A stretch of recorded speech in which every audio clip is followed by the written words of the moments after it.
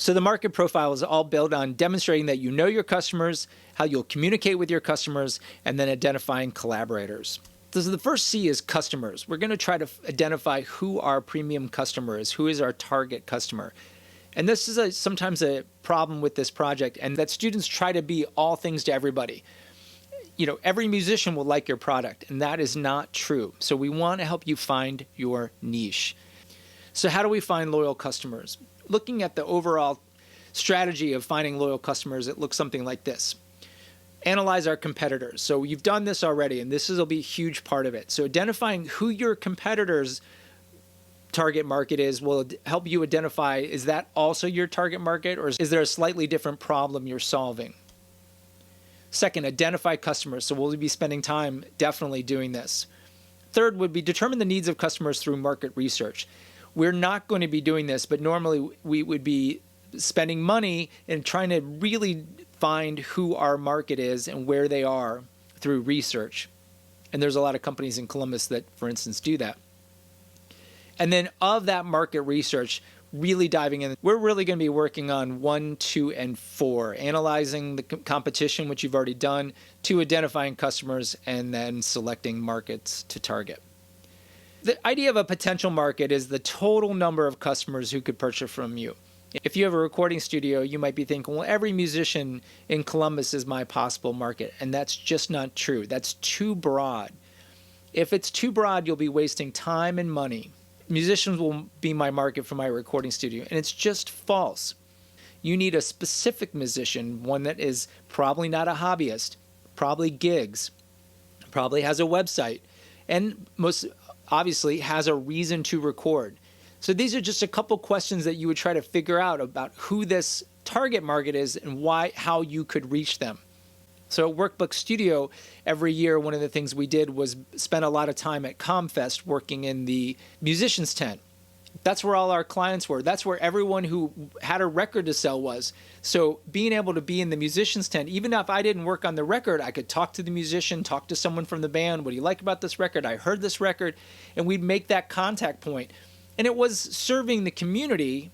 We wasn't necessarily even handing out business cards, but people would start to know, oh, that's Neil and John from Workbook Studio, and that was a huge part of our marketing strategy. So we really want to concentrate on the target market, your premium customer, the group that is most likely to buy from you. And we're going to be looking at 3 different areas: demographic, geographic, and psychographic. Demographic information. These will be factual items about your premium target customer. What is their age? So at Workbook Studio, it was not someone who was 15, probably wasn't someone who was 60. We could start narrowing that down. Gender definitely comes into play. There's some sports that all their marketing is very heavily male, but they don't even know that their customer is primarily female. Other things like race and income come into play with the demographic. And Workbook Studio was not someone that was going to be making only $15,000 a year or $20,000 a year. We're a $60 an hour studio. You're going to be able to need to afford a certain level to be able to come into our studio. So that helped us identify who our customers were. With geographical information, thinking about our target customer, where are they located? Columbus is a big city, but we started to expand our marketing outside of that because we wanted to start to broaden our reach. And we did that by creating it as a destination studio. So people would come into town from out of town because we were a certain rate. So we're thinking about that. If we're thinking about streaming platforms, some are very big in Indonesia or India or China or the US or the Middle East. There's a specific geographic region that they can hone in on and craft their market there. Psychographic are kind of the trickiest things to think about, and this is where the persona will come into play, is all the different things that your customer might do that are less factual. Are they more likely to watch, something on Hulu or Netflix? Do they have cable? Do they subscribe to magazines? Are they a Spotify premium user?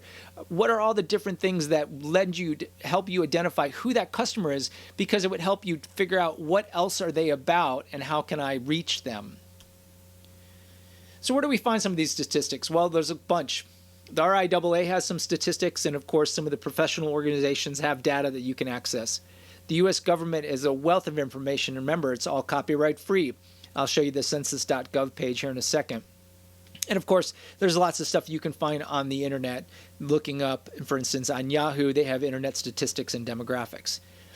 So on the census.gov, here's the Census Business Builder right from the first page. What type of business do you want to research? There's a lot of free information. I suggest you go to this. You can just see census.gov, and you can see in the Census Business Builder.